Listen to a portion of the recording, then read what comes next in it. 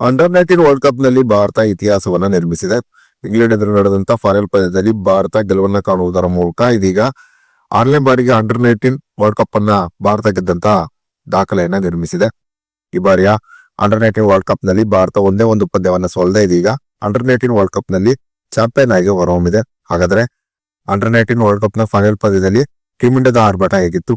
ಭಾರತ ಮತ್ತು ಇಂಗ್ಲೆಂಡ್ ತಂಡಗಳ ನಡುವೆ ನಡೆದಂತ ಫೈನಲ್ ನ ರಣರೋಚಕ ಹೈಲೈಟ್ಸ್ ಅಪ್ಡೇಟ್ ಅನ್ನ ಈ ವಿಡಿಯೋದಲ್ಲಿ ನಾವು ನಿಮ್ಮ ಜೊತೆ ಶೇರ್ ಮಾಡಲಿದ್ದೇವೆ. ಈ ಸುದ್ದಿಯ ಡೀಟೇಲ್ಸ್ ಅನ್ನ ಕೊಡುವುದಕ್ಕಿಂತ ಮುಂಚೆ ನೀವು ಟೀಮ್ ಇಂಡಿಯಾದ ಅಭಿಮಾನಿಗಳಾಗಿದ್ದಲ್ಲಿ ಈ ವಿಡಿಯೋಕ್ಕೊಂದು ಲೈಕ್ ಮಾಡಿ. ಹಾಗೆ ಟೀಮ್ ಇಂಡಿಯಾ ಈ ಬಾರಿಯ ಟಿ20 ವರ್ಲ್ಡ್ ಕಪ್ ಅನ್ನ ಗೆದ್ದುಕೊಳ್ಳುತ್ತದೆ ಅಂತ ನಿಮ್ಗೆ ಅನ್ಸುತ್ತದೆಯೋ ಅಥವಾ ಇಲ್ಲವೇ ಎಂಬ ನಿಮ್ಮ ಅನಿಸಿಕೆಯನ್ನ ತಪ್ಪದೆ ಕಮೆಂಟ್ ಬಾಕ್ಸ್ ಅಲ್ಲಿ ತಿಳಿಸಿ. ಕೂಡ ಭಾರತ ಮತ್ತು ಇಂಗ್ಲೆಂಡ್ ತಂಡಗಳ ನಡುವಿನ ಅಂಡರ್-19 ವರ್ಲ್ಡ್ ಕಪ್ ನ ಫೈನಲ್ ಪಂದ್ಯದಲ್ಲಿ ಟಾಸ್ ಅನ್ನು ಗೆದ್ದಂತ ಭಾರತ ಮೊದಲು ಬ್ಯಾಟಿಂಗ್ ಅನ್ನ ಆಯ್ಕೆ ಮಾಡಿಕೊಂಡಿತು. ಟಾಸ್ ಗೆದ್ದು ಮೊದಲು ಬ್ಯಾಟಿಂಗ್ ಇಳಿದಂತ ಭಾರತ ಫೈನಲ್ ಪಂದ್ಯದಲ್ಲಿ ಒಂದು ಭರ್ಜರಿ ಆದಂತ ಬ್ಯಾಟಿಂಗ್ ಪ್ರದರ್ಶನವನ್ನು ತೋರಿತು. ಫೈನಲ್ ಪಂದ್ಯದಲ್ಲಿ ಭಾರತ ತಂಡದ ಆರಂಭಿಕ ಬ್ಯಾಟ್ಸ್ಮನ್ ಆಗಿ ಕಣಕ್ಕಿಳಿದಂತ ವೈಭವ್ ಸೂರ್ಯವಂಶಿ ಕೇವಲ 80 ಎಸೆತದಲ್ಲಿ 175 ರನ್ ಹೊಡೆದರು. ಇದರಲ್ಲಿ 15 4 ಮತ್ತು 15 ಭರ್ಜರಿ ಸಿಕ್ಸರ್ ಗಳು ಸೇರಿದ್ದವು. ಇನ್ನು ನಾಯಕ ಆಯುಷ್ ಮಾತ್ರೆ 51 ಎಸೆತದಲ್ಲಿ 53 ರನ್ ಅನ್ನು ಹೊಡೆದರೆ ವೇದಾಂತ್ ತ್ರಿವೇದಿ 36 ಎಸೆತದಲ್ಲಿ 32 ರನ್ ಅನ್ನು ಹೊಡೆದರು.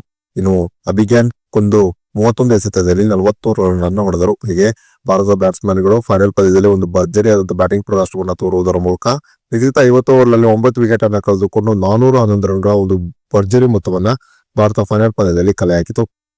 ಇನ್ನು ಗೆಲುವಿಗಾಗಿ 412 ರನ್ಗಳ ಒಂದು ಬೃಹತ್ ಗುರಿಯನ್ನು ಪಡೆದ ಇಂಗ್ಲೆಂಡ್ ತಂಡ 311 ರನ್ಗಳಿಗೆ ಆಲ್ಔಟ್ ಆಗುವುದರ ಮೂಲಕ ಫೈನಲ್ ಪಂದ್ಯದಲ್ಲಿ ಭಾರತ ಎದುರು 100 ರನ್ಗಳ ಅಂತರದ ಒಂದು ಹೀನಾಯವಾದಂತಹ ಸೋಲನ್ನ ಕಂಡಿತು. ಇಂಗ್ಲೆಂಡ್ ತಂಡದ ಪರವಾಗಿ 5ನೇ ಕ್ರಮಾಂಕದಲ್ಲಿ ಬ್ಯಾಟಿಂಗ್ ಮಾಡಲು ಬಂದಂತ ಕೆಲವು ಫಾಲ್ಕ್ನರ್ ಮಾತ್ರ ಒಂದು ಭರ್ಜರಿ ಆದಂತ ಬ್ಯಾಟಿಂಗ್ ಪ್ರದರ್ಶನವನ್ನು ತೋರಿದರು. ಕೆಲವು ಫಾಲ್ಕ್ನರ್ ಕೇವಲ 67 ಎಸೆತದಲ್ಲಿ 115 ರನ್ಗಳನ್ನು ಹೊಡೆದರು. ಕಡೆಯದಾಗಿ ಕೆಲವು ಫಾಲ್ಕ್ನರ್ ಔಟ್ ಆಗುವುದರ ಮೂಲಕ ಇಂಗ್ಲೆಂಡ್ ತಂಡ ಭಾರತ ಎದುರು ಫೈನಲ್ ಪಂದ್ಯದಲ್ಲಿ 100 ರನ್ಗಳ ಅಂತರದಲ್ಲಿ ಸೋಲನ್ನ ಕಂಡಿತು ಅಂತಾನೆ ಹೇಳಬಹುದಾಗಿದೆ. ಇನ್ನು ಭಾರತ ತಂಡದ ಪರವಾಗಿ ಫೈನಲ್ ಪಂದ್ಯದಲ್ಲಿ ಆರ್.ಎಸ್. ಅಂಬರೀಶ್ 3 ವಿಕೆಟ್ ಅನ್ನು ಪಡೆದುಕೊಂಡರೆ ದೀಪೇಶ್ ದೇವೇಂದ್ರನ್ ಮತ್ತು ಕಾನಿಶ್ ಚೌಹಾಣ್ ತಲಾ 2 ವಿಕೆಟ್ ಅನ್ನು ಪಡೆದುಕೊಂಡರು. ಇನ್ನು ಕಿಲಾನ್ ಪಾಟೀಲ್ ಮತ್ತು ಆಯುಷ್ ಮಾತ್ರೆ ತಲಾ 1 ವಿಕೆಟ್ ಅನ್ನ ಪಡೆದುಕೊಂಡರು. ಹೀಗೆ ಫೈನಲ್ ಪಂದ್ಯದಲ್ಲಿ ಭಾರತ ಬ್ಯಾಟಿಂಗ್ ಮತ್ತು ಬೌಲಿಂಗ್ 2 ವಿಭಾಗದಲ್ಲೂ ಕೂಡ ಒಂದು ಭರ್ಜರಿ ಆದಂತಹ ಪ್ರದರ್ಶನವನ್ನು ತೋರುವುದರ ಮೂಲಕ ಇದೀಗ ಅಂಡರ್-19 ವರ್ಲ್ಡ್ ಕಪ್ ನಲ್ಲಿ ಭಾರತ ಚಾಂಪಿಯನ್ ಆಗಿ ಹೊರಹೊಮ್ಮಿದೆ.